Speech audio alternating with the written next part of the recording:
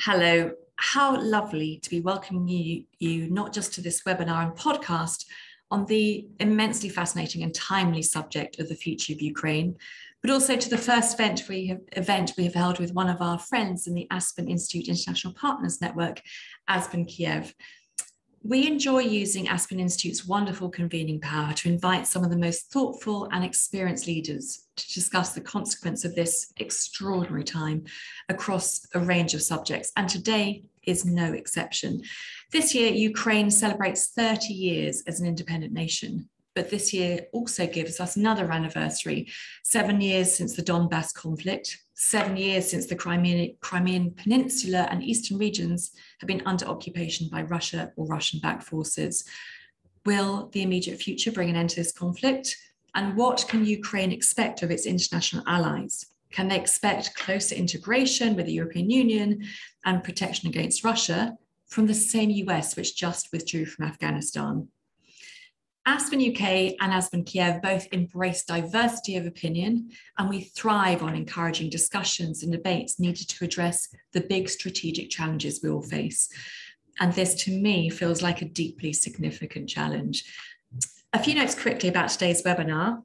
Natalija Антелава with this fabulous panel of Vadim Pristaiko, Melinda Simmons, Ольга Stefanішina, Marčin Swєnčіцький, and Julia Tичківська will talk for about half an hour, and then we're keen to take questions from you.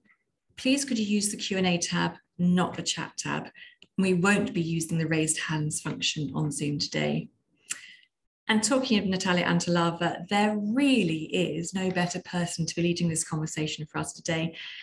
I think it's very safe to say she's one of the leading international journalists of our time. She's the co-founder and editor-in-chief of the award-winning news startup Coda Story. But before that, she spent much of her life reporting from the Caucasus and Ukraine. Her startup Coda reports on news stories globally and locally, as they believe in order to do meaningful journalism on any big issue, it's important to show how local impacts the global, and vice versa. Natalija, we are so grateful that you're joining us today and leading this conversation. Thank you, and over to you. Thank you very much. And I'm so grateful for you having me today. Real privilege to be in such great company, talking about a place that is very close to my heart, having spent quite a bit of time in Ukraine, and the future of Ukraine, which I think is very consequential, not just for the region. I'm talking to you from Tbilisi in Georgia, but most of our panelists, I believe, are in Kiev, not all. But I think consequential for Europe and perhaps even for the ideas of liberal democracy and Western values. I'm told that all of our panelists have come with their crystal balls, so we should be getting all the questions answered. So get them ready for the second half of the panel. But as I was thinking about the conversation today, I thought about sort of my own memories of Ukraine that are, unfortunately, most of them associated with some of the darkest chapters of its history, from the little green man during the astonishing annexation that Russia managed to pull off in Ukraine, then to the fighting and the war in Donbass, to the beautiful sunflower fields littered with bodies and parts of MH17 plane that was brought down by the Russian Buk missile. Ukraine has been on an incredibly difficult, traumatic journey filled with uncertainty and concerns. But of all the things that came to my mind, the one that kind of stuck out as perhaps the most relevant was a memory from a few years ago, perhaps 2016, 2017, maybe early 2017. And it was, I spent some time with one of the Ukrainian volunteer battalions on the front line. And I remember sitting in a trench and talking to one of the soldiers, a 24-year-old IT engineer from Kiev who quit his very well-paying job, left his girlfriend, or rather she left him because she did not want him to go and fight, and decided to join the war effort. And when I asked him why, his answer was so simple yet so poignant. He said he had to fight the war for Europe because the war for the future of Europe was being fought in Ukraine, and it was his responsibility to be part of it because that was his future too. I don't think that will surprise any Ukrainians, but I have never ceased to be surprised by the disconnect between how the most recent history of Ukraine is perceived there and how it's perceived outside, and how disengaged in so many ways Europe and the West in general has been from Ukraine. And it's incredible to think that almost 6 years on since that conversation, that war is still going on and lives are still being lost and all these issues are still not resolved. And yet we have Europe that is, and the West that is possibly even more aloof and disengaged than before. Or maybe I'm completely wrong. So I hope that our panelists today will set the record straight, and I can see that Olga Stefanishina has, I think, managed to join us. And Olga, I believe you are on your way from Brussels and you're joining from the airport. So perfect for the question that I want to throw your way first, which is really, is talking to the West today harder than your job is to integrate Ukraine into Europe? That's what you're doing. And what is it like today to be doing that? And how optimistic do you feel about the task that you face? Well, thank you so much. It's a great honor, to have this discussion among those people who really form the census and have so much background to deliver the census, and hope it will happen today. Indeed, I'm just coming back from Brussels after doing the job we were just talking about and you were mentioning. And basically, there is a huge difference between what has been happening in terms of European aspirations of Ukraine right after the Revolution of Dignity in 2014, and what is the sense of things here in Brussels, particularly now in 2021, 8 years after the beginning of Russian aggression, and the Ukrainian people has confirmed its European choice. So far, of course, it's really important to say that in Ukraine, the sense of this momentum and the sense of this national identity, European identity, has never changed. And we put, as politicians, but also as Ukrainian citizens, we still put a lot of energy into this European dream of Ukraine.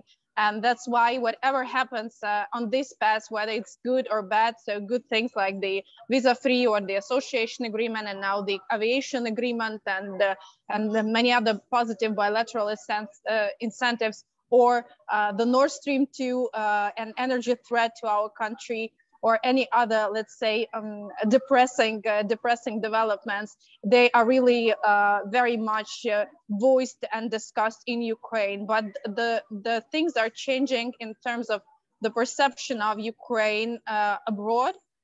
Well, still we do not have that much romanticism in that, and it's very a bit sad to understand that we're far from the very active phase of the war, and the whole Europe knows that Ukraine is deterring Russian aggression on its territory, and we are basically fighting not for even physical territory of European Union, but for the values, for the rights, and for its respect. And this thing has never changed since 2014, but the level of the degree of international attention is growing lower because the situation is ongoing. And of course, it's a bit of experience of growing up in relations with Western partners. We've been significantly delivering on many issues related to the reform agenda, but so far we want more.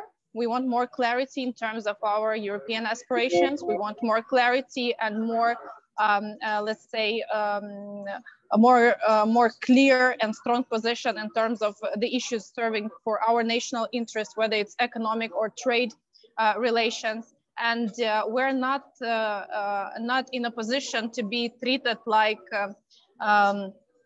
like a third country who needs help in the position of the equal partners, and it's a good experience and a positive experience, but still we do not have this romantic mood in the many of European capitals towards the European choice of our country. And it's not only like about membership, it's about general necessity to say B when you say A and recognize the European choice of Ukraine after the revolution of dignity and condemn this will of Ukrainian people. So it's really important to go forward and say B after that. And so far we have a bit of like phlegmatic approach to that. And we're working on building this consensus in the Western capitals. But there are some things that we cannot do only by ourselves. We can deliver on many issues related to the reforms agenda and prove we're like part of the European family. But if the family of European countries does not want to see us there,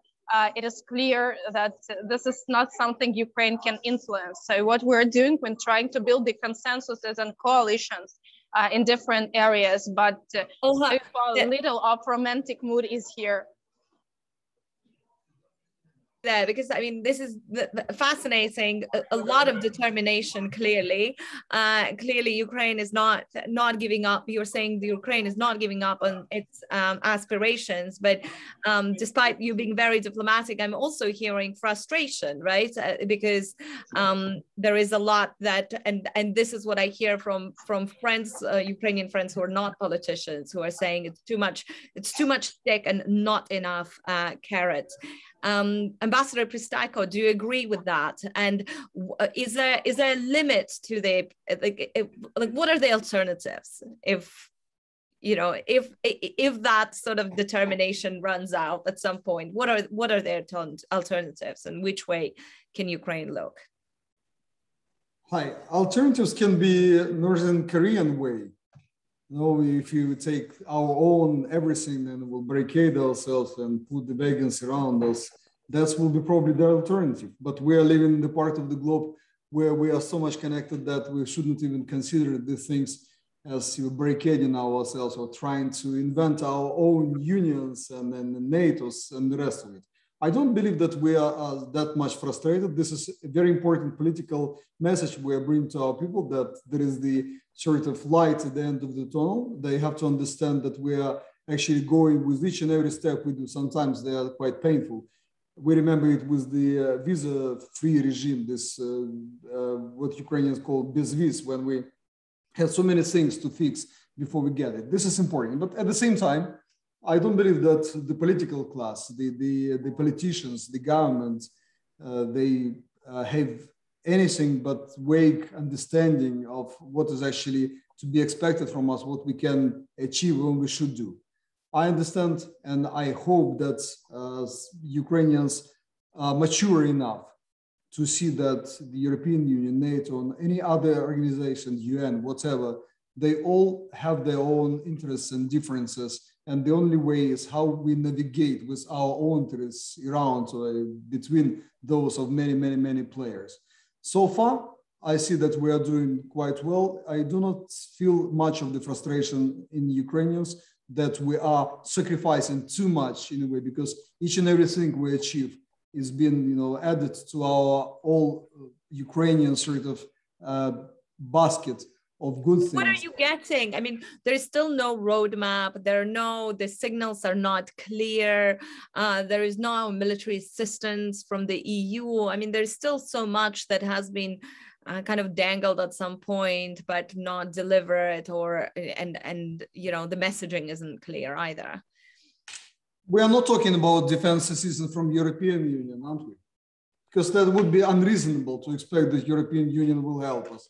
We can compare the budget of the United States in defense and understand that this is the major player we have to work with.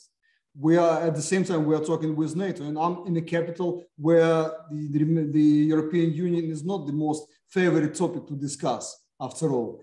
But we still can work with, for example, with London on the NATO.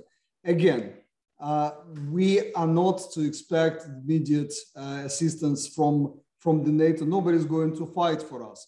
This has been established for many, many, many years. And when the president of Russia is drawing yet another red line, this is something which people who are working with the security arrangements knew for ages and ages and ages. That this is something we will have to consider before we even call to become a member of NATO or call to become a member of anything, European Union included. So again, we do not believe that we have to be frustrated, that there is no immediate security umbrella, but our own forces are becoming stronger with each and every day of our cooperation with these organizations. But if I may just like clarify sure. one. Everyone is very welcome to jump in at any point as well. So it's again, like in Ukraine, there's like still a lot of dedication, and nothing has changed after the revolution of dignity in terms of understanding and indication from our side. But it's really important that a part of having a clear statement and the willingness to see Ukraine in a family of democratic nations, there's something that should be done. And we do not see basically the strategy or willingness to think about this strategy. It's not about like setting the deadlines for membership in this or that organization, but it's about like having this readiness to have the unity among the West towards like making Ukraine part of this family. And it is both important in the defense sector, it's important in the economic dimension, but also in the political one. So we're striving for now being part of the policy making. So we do not want to consume the policies produced by European Union, whether it's green transition or migration or whatever, but we have to consume these policies because like this is the largest union in this continent. But this is not something that we're going to tolerate now when we have committed ourselves to the European choice. It should be materialized in the process of policy making, and Ukraine wants to be part of this process. So it's even like more pragmatic thing than just like a very romantic one. Right, but then we have, and Yulia, I want to throw this sort of your way. We seem to have a situation where Ukraine is willing to play the game, but like there is not much reciprocity from the other side. And do you see that changing? You know, do you see a clear, like, is that the way that the Ukraine, you know, will, or let me put it this way, you know, can you tell us why Europe needs Ukraine and why it should, you know, think that it needs Ukraine?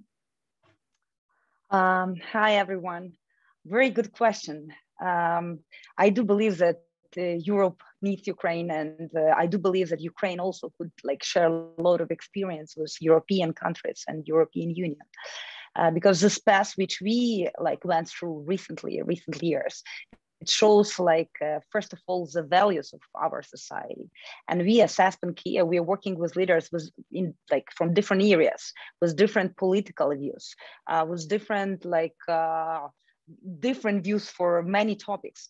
But at the same time, we see this like common ground, this which is called in Ukrainian society commonly like Western values, which still most of the people desire. And I believe that nowadays we really lack, you know, such a dedicated example of like true, real fight for values. And I think that's, first of all, what we as a country are teaching the world, that we are consistent and we show and we fight for our values, not just on Facebook, fighting and liking posts. We do it like by losing our people. And that's a very serious thing. You Natalie know about it because you've been there. Like we are experiencing it's every day. And when we talk about democracy, when we talk about like dignity, for us it's not just empty words. It's like it's our blood of our soldiers, of our like brothers we are losing every day. So I think that's a key example. That's a key story, like which we show by our living, by our life to the whole world. And we at Aspen, we talk a lot about like promoting value-based leadership. At the same time, we tell that we don't tell which values are good or bad. But for us, working with leaders, fundamental thing is to simply make all like different leaders understand that values, it's not what you declare, it's how you act it's a very practical thing. It's a mechanism how you take your decisions every day. And yes, I agree with the previous fantastic speakers. We have a lot of things to be done. We have to do a lot of homework, and we do it every day. Something maybe not fast enough, but still this dedication, this determination of Ukrainian society, I think it's a very good example. And at least for me, it's very inspiring. And I do believe that could be a huge inspiration for Europe and European countries to see this example and to value more what you have, what could it bring this unity to the whole world and like geopolitically, economically, politically. That would be my short comment. Marcin, let me go to you. And I wondered, obviously, one of the reasons and one of Ukraine's biggest challenges has always been corruption, and the pressure to reform has always been there. And the stories of corruption that have come out of Ukraine have been incredible, but lots has changed, a lot hasn't. But at what point does it stop being, when it comes to development of business and kind of more economic integration, at what point does it, is it an issue at this point, or is it more of an excuse for the European side not to basically integrate and bring Ukraine more in? Thank you very much for this question. I was watching Ukraine. I have been watching Ukraine for many years, and my first report about the Ukrainian economy was prepared in '93. Then 10 years ago, I was working for Blue Ribbon Analytical and Advisory Center, and we prepared several reports regarding, for example, lifting moratorium on trading in agricultural land. Also on corruption, we prepared several recommendations, like to set up anti-corruption agency, like introduce declaration of assets by officials, and several others, as a reform of the procurement system. And if you look at Ukraine, not at everyday developments when you have a step forward, step back, etc., but if you look in the longer perspective, so you can see how much has been changed, from Revolution of Dignity, for example. There are many anti-corruption institutions right now set up in Ukraine. I don't think that other countries have so many institutions. Two anti-corruption agencies, one fighting with corruption, another preventing corruption, special prosecutor, special court. Also, my institution that I represent, the Biznес-омбудсмен Council, is also designed to help businesses with corruptive proposals. Instead of paying bribe, they can turn to us and ask for assistance, for help. All this anti-corruption machinery is not yet maybe working at full capacity. Still, Ukraine is relatively low in this corruption index, the corruption perception index. But situation is improving in my assessment. Also, there are other developments that can help to fight corruption. For example, areas that are subject to corruption, like if you privatize economy, so then you are dealing with a private company to private company, not state-owned company and private client. So also the areas in which corruption can appear is diminishing. So process is not maybe very fast and maybe sometimes not working at full capacity, but is going in the right direction, step by step. What Europe can help? I think there's a lot of assistance here, and like, for example, recently the legislation that is to be only introduced. There is a draft right now in the parliament about corporate governance in state-owned companies. Very modern, very far-reaching reform of managing state-owned companies, those who will remain state. Big privatization program that I wish to be fulfilled. What Europe can do still, the Mrs. Olga Stefanishina asked for this, for more carrots, so to speak. I think that one such carrot may be lifting all these quotas on export of agricultural products from Ukraine to EU. It is, as economists, I'm saying this. It is nonsense, to not allow Ukraine, that is so strong in agricultural products and really can support its economy. And also European consumer can get a much cheaper and more diversified agricultural product, but still there are quotas on importation. Borders are not working very smoothly.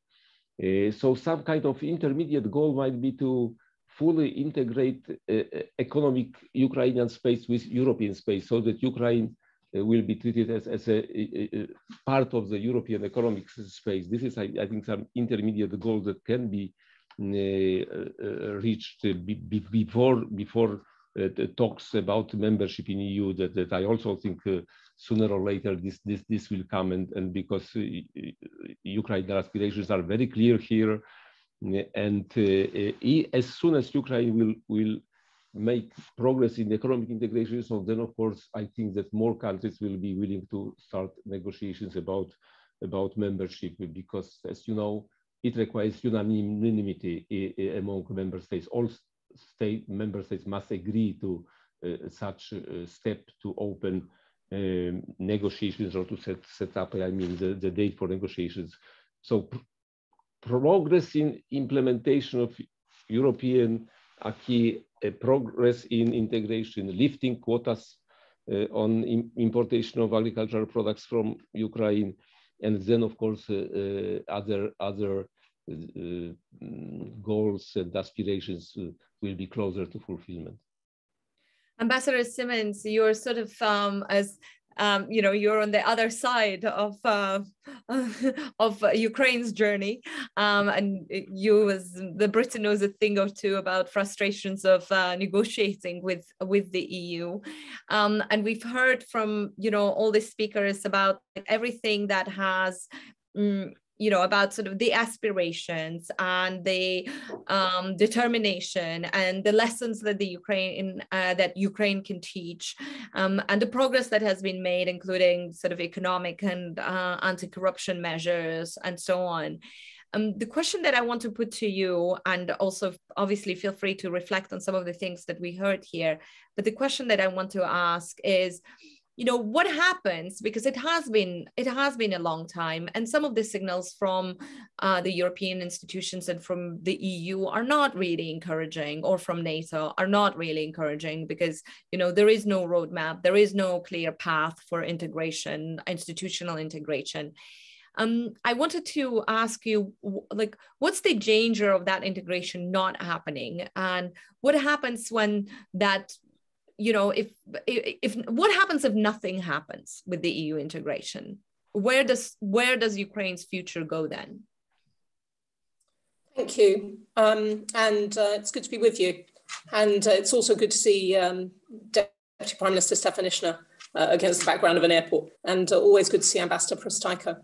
I am not going to comment on the EU. I can't anymore, of course, so I can't be talking about what they might be discussing internally about Ukraine's membership, but I would not agree with your opening phrase of aloof and disengaged, and not just bilaterally, actually, from countries, but in terms of the type of dogged attention that both institutions, organisations like the EU and indeed NATO, and bilaterally countries like the UK, but not just the UK, several of us, are giving to some of the most intractable and difficult issues of the kind that have been discussed. And they're not, I'm afraid, easily separated from Ukraine's European and Euro-Atlantic aspirations.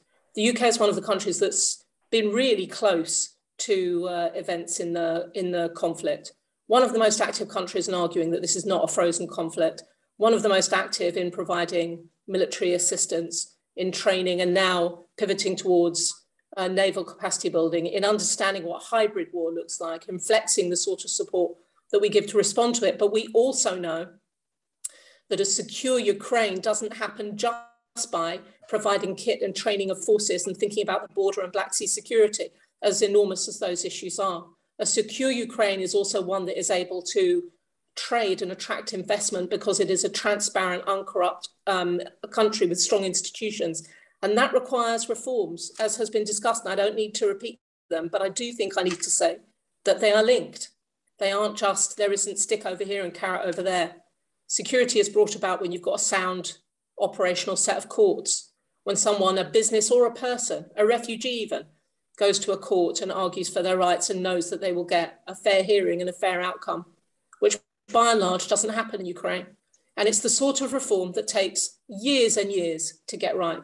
It took the UK years and years, decades and decades, to build the sorts of institutions that Ukraine admires and likes to talk with and learn from. Decades, generations it took to build them. And the problem, of course, with developing those kinds of reforms in a political environment is that no government has longer than 5 years, generally speaking, to be able to make a big leap.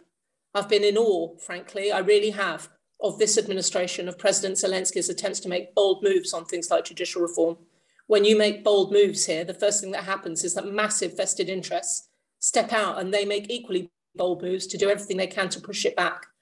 Each of these is not to be underestimated.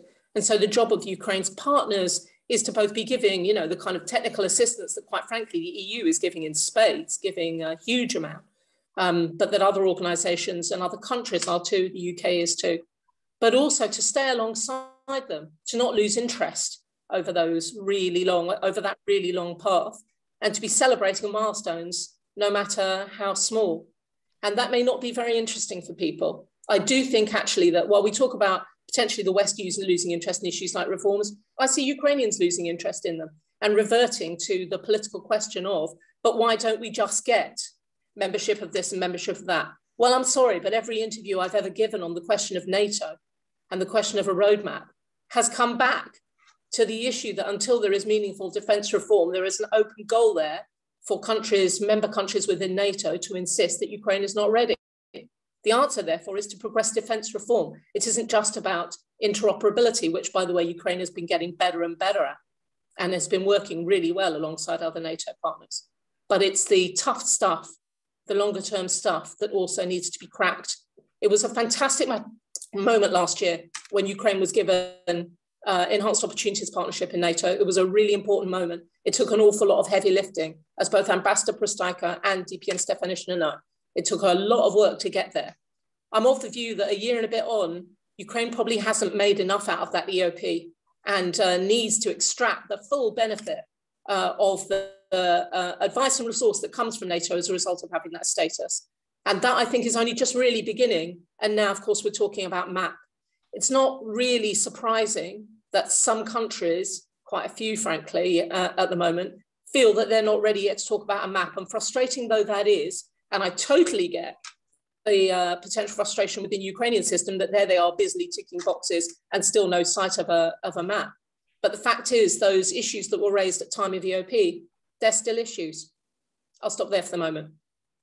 I want to ask, before we go to questions, and I believe we have some already, but I very quickly want to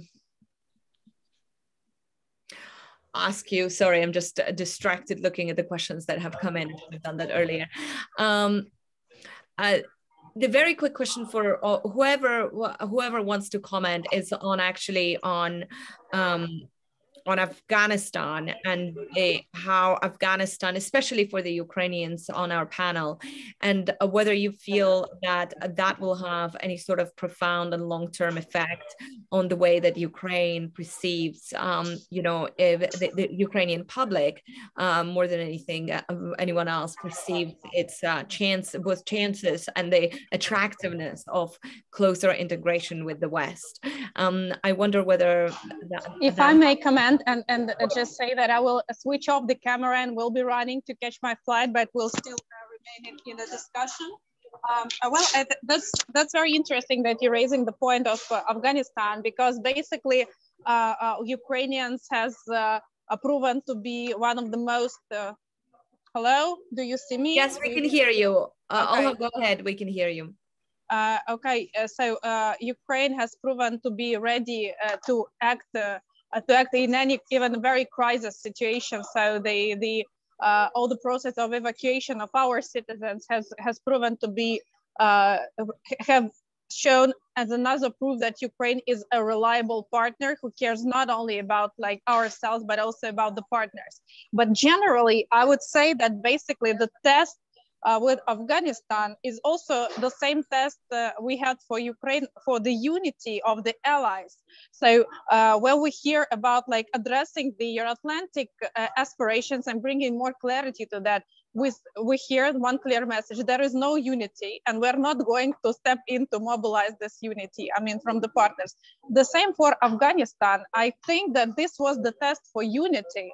So whether in a face of challenges and a decision of one allied country, there was a unity in reaction in the recent developments in Afghanistan. There was no unity about that. So everybody were working on its behalf. There was no like unity, coordination, and let's say a unified approach in making sure that the evacuation is going smooth and all the processes is coordinated. That's what NATO is about. That basically the natural, let's say, role of this institution to make sure that like the countries are addressing and facing common challenges together. But what we saw is that basically everybody were standing for its own part of agenda. And that's why this process has been really chaotic and very, very emotional. So for us, this is like the lesson learned. And this is for us, the situation when this unity has shown another dimension. So where there is no unity about addressing internal challenges, of course, we now understand that there's like a problem generally with the unity within alliance, and especially then the next situation, which was between France, Australia, and the US. It's also about partnerships and like being together and about values.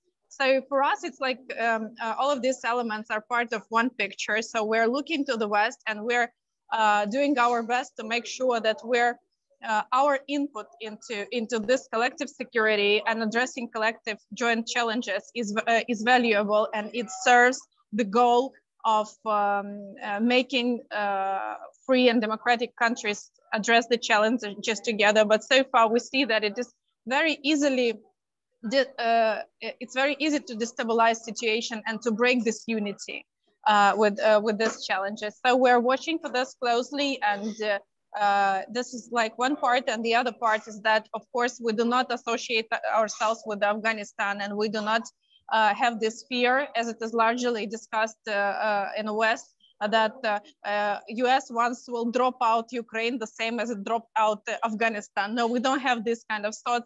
For us, it's like the test for democracies, and so far, it's very unclear how this test has been passed. Thank you. And again, if anyone else wants to jump in, please do. And if you don't, then the question I'll read one of the questions from our Q&A. Do you think that Moscow can force Kiev back into the Kremlin orbit? Who would like to take that? Ambassador Pristaiko, would you like to take that? Yulia? Absolutely. If I may, just very shortly. Yes, it can force, if we talk about forces. Yes, it can go all the way crazy and come with everything they have. It's not enough on our side to be able to withstand this pressure. That's the short answer. Thank you. And along the same lines, is the current geopolitical split between Ukraine and Russia irreversible? Is another question. Anybody else or just me? Because what I think that it is reversible, it can be done. The problem is right now is what the regime is producing as a hatred, and with everything which has been happening right now, we can be easily talked to, we can be easily agreeing on something because we live together, we lived next to each other for many years. That's our biggest partner. The only problem we have right now that we can't do it in the foreseeable future because of all the hate and all this 14,000 people dead and 7% of territory being occupied. This is a very difficult, but in historic perspective, I believe that Ukrainians, as soon as we fortify our nation to the extent that we are actually a nation which is actually be considered to be dealt with, Russians will also understand it. in the end of the days, all of us in this part of the globe have to understand where Russians will be in a much more global picture. I believe that Russians will sooner or later be in the West when we take the whole globe and see strategically. Ukraine is already there. Thank you. Ambassador Simmons, I'm going to throw the next one at you. Given its strategic geographic significance to both Russia and the European Union / the West, so not only, and the ongoing tensions between the two, where do you see peace and stability for Ukraine, and does it lie on either side of that divide? Okay. Okay. So I think that either or question, basically. Yeah. I think that Ukraine's biggest challenge is that among all the post-Soviet countries that President Putin has this policy of democracy bestowed as a gift, which has been the narrative he has been carefully building over the last, year particularly, but certainly the last 5 years. There is a special place in his heart for Ukraine that makes this as difficult as it is. Among all other countries, Ukraine is the country that seems to me really hard to imagine that certainly as long as not just President Putin is controlled, but actually a range of people who have sort of grown up with this idea that Ukraine somehow is a country that's got itself mistaken about its identity. It's really hard to get beyond that, really hard. And I also think what's interesting as a flip side is for all that, how little Russia understands Ukrainians and understands Ukraine. They get it wrong over and over and over again. I think actually even are possibly incapable of understanding how fiercely determined Ukrainians are to build their own future and decide for themselves which way they want to go. And that is the root of Ukraine's future security, is that determination, decide for themselves that they want a future that looks as Minister Stefanyshina said and Ambassador Prostaiko said, that looks to Europe. So for me, it's the job of all of us, allies and friends of Ukraine, to build on that determined vision for the future and work actually not just through security, but as I said before, actually through trade relationships. That's been said by others too, to help build that strength such that the cost of Russia's own vision for Ukraine is just too high compared to how secure Ukraine is. And that really actually is the best, I think, that all of us who are sort of, if you like, outside the question of memberships, particularly of EU, that is the very best that we can do to help raise the cost of poor action and invasive action against Ukraine more than it's worth doing. And the stronger that Ukraine can be in terms of its economic and commercial relationships, in terms of its institutions, the more its determination grows, the harder it will be. And do you think that is, Ambassador, do you think that is being done fast enough? Do you think that cost is being raised fast enough? Well, I think the Brits are certainly raising it fast. You can look just in the last 2-3 years at what we have done to pivot the way in which we work together with and support Ukraine. Our assistance doesn't even look like what it did 3 years ago. We aren't just engaged in reactive humanitarian assistance in the east of the country. We're doing stabilization support now. We're engaging with communities there and finding out what's really going on and finding out what they really want and investing in Minister Reznikov's economic plan for the east, as risky as it is.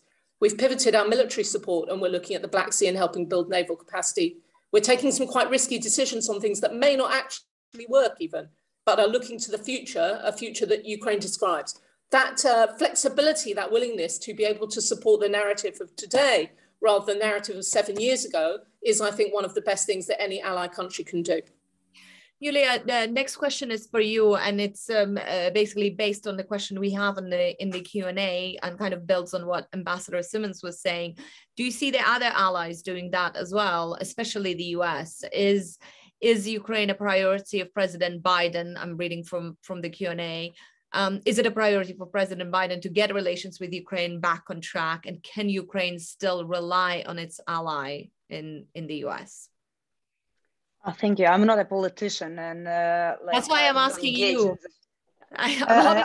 Yes, but I have quite clear, I think, my own perspective of what's going on with US and President Biden, and I do believe that this the importance of relying on ourselves is very crucially important, but at the same time, we should consider US as our key partner. And many Ukrainian politicians should understand that President Biden is a quite different person than he was before as a vice president of United States, and was very loyal to Ukraine. And we, of course, we felt strong support those times. We feel support today, but we should understand that situation in the United States changed significantly. And I believe that American society has a lot of challenges inside the US to deal with. And we should remember about China's role. We should remember about polarization in US society we see and follow during last years. And I believe that this internal challenges also influence agenda, and geopolitical agenda is dynamic and changing. So we definitely should build strong relationship with US, but we also should be realistic and manage our expectations and rely on ourselves a lot as ambassador, two ambassadors mentioned before. There is actually a very UK specific question. And once again, maybe before I come to that, Marcin, there was a question about the business in Ukraine in terms of business opportunities. Sorry about that. Quite a few questions. Yeah, the question is about business opportunities and about how the rest of Ukraine compares to Kiev. But I wanted to, maybe you can integrate that into the answer, into the question that I wanted to ask, sort of touching on something that that Julia just mentioned, which is both China's and Turkey's growing business interests in Ukraine, and that other, once again, if things do not happen with Europe fast enough, and if opportunities are missed, which you referred to when you were speaking earlier, how much of a possibility is there that more of Ukraine will turn towards China and towards Turkey and other powers? I don't see here a contradiction between, integration with EU and developing relations with China, economic relations with China and Turkey. I think that Ukraine still has creates enormous opportunities for business in Europe. There is so many in agriculture, in space industry, IT industry, pharmaceutical industry, in many industries. There's a big privatization program right now prepared. So of course, there is a certain risk, maybe greater than in some other countries, but still opportunities are also very, very big and very great for EU. I know that the trade with China is developing very fast, but it is also happening with many other countries. Turkey, because of its geographical proximity, also is a good partner and dynamic economy. But again, Europe has a lot of capital, a lot of IT, it is an enormous market. So I think that there is no contradiction in developing relations in both. If I can add to what was said before by Ms. Ambassador, you have to remember what Putin recently wrote about Ukrainian and Russian nations, that they are historically together and they are almost one nation, etc. So still, I think that West must be attentive to this and must not show weakness towards Putin aspirations and his ambitions. Nord Stream 2 is a kind of weakness, just to allow this investment to go through. But I think that military assistance, engagement in Ukraine, and showing very high price for any other attempts to invade Ukraine should be shown, because the situation still is, I would say, unstable regarding Russian intention, Putin's intention in particular, vis-a-vis Ukraine. So West cannot show any weaknesses, and Ukraine cannot become a victim of some geopolitical games with China. This would be very dangerous, I would say, for Europe if the West neglects Ukraine because of some other geopolitical interest. It would be disaster also for the West. So just such a warning, having in mind the recent article by Putin. Any reactions to that from any other panelists? Anything I think we've lost our Deputy Prime Minister to the flight now. But another question that we have in the chat is, and this is a UK specific question, is what support can Ukraine expect to receive from the UK and the EU in helping it protect its economic and energy security interests now that Nord Stream 2 pipeline has been completed? Do you want me to go first with that? I can have a go at that. Sure. So in terms of Nord Stream 2, I mean, the UK is not a supporter of Nord Stream 2 because the UK doesn't, and we're in the position of not buying very much gas direct from Russia at all. It's about 2%, although I take the point that indirectly Russia can exert influence across channels through which the UK purchases gas. But what we have said, and we do have conversations with the Energy Ministry and Finance Ministry here, is about how far Ukraine can diversify its energy supply. In that sense, COP26 and the forthcoming climate conference is a really big opportunity here, as is the part of the EU Association Agreement, which is about green energy. So the answer there, of course, is private as well as government investment, and something that will take a long time. Again, it's something that I've spoken with Ambassador Prostayko about several times, to enable Ukraine to power past coal, to graduate from use of coal and be able to invest in alternative energies, for which it has quite a lot of the rough resources, the basic resources, to be able to diversify. Because for me, that, on top of reform of the industry and enabling open competition and loosening oligarch hold over the industry, are all parts of the equation that enable Ukraine to be more energy independent, regardless of what happens as a result of Nord Stream 2. Thanks. Ambassador Prostayko, is there more the West can do to put pressure on Russia to respect Ukrainian sovereignty? Does Nord Stream 2 make pressuring Moscow even more difficult? If I'm allowed, I would first of all second what my great colleague just mentioned, that what already been done is it's helping the Ukrainian economy to become resilient.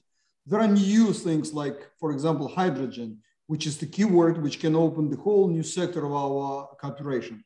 This cooperation can be mutually beneficial for both, not just European Union, but even between Ukraine and the UK.